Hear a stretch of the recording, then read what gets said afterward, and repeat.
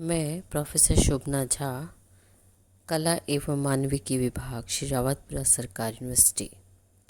आज मैं आपको बीए तृतीय वर्ष के पाठ्यक्रम में लॉर्ड विलियम बेंटिक के सुधारों के बारे में बताऊंगी और विशेष रूप से उसके सामाजिक सुधार।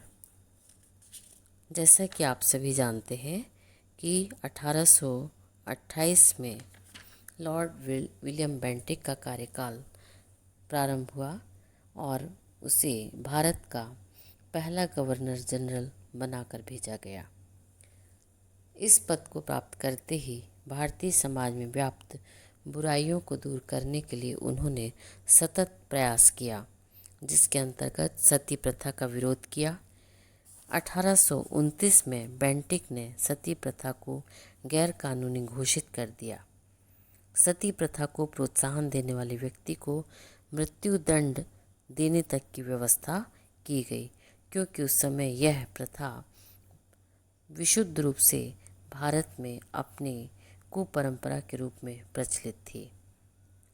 दूसरा सामाजिक सुधार ठगी प्रथा का दमन करके किया उन्होंने।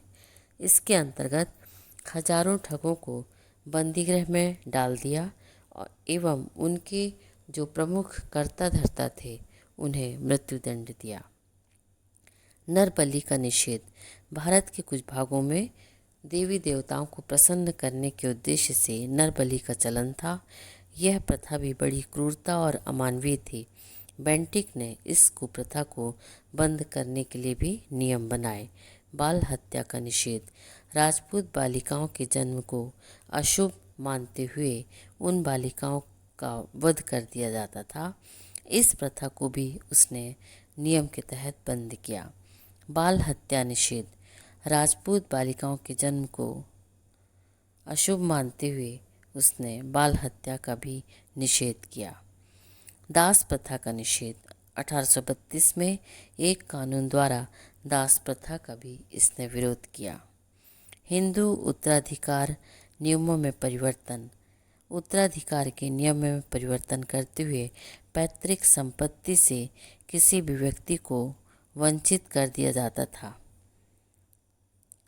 धर्म परिवर्तन के कारण इस प्रकार के नियमों के विरुद्ध भी उसने एक नया फरमान जारी किया एवं इसके अंतर्गत धर्म परिवर्तन करने पर किसी भी व्यक्ति को उसकी पैतृक संपत्ति से वंचित नहीं किया जाएगा।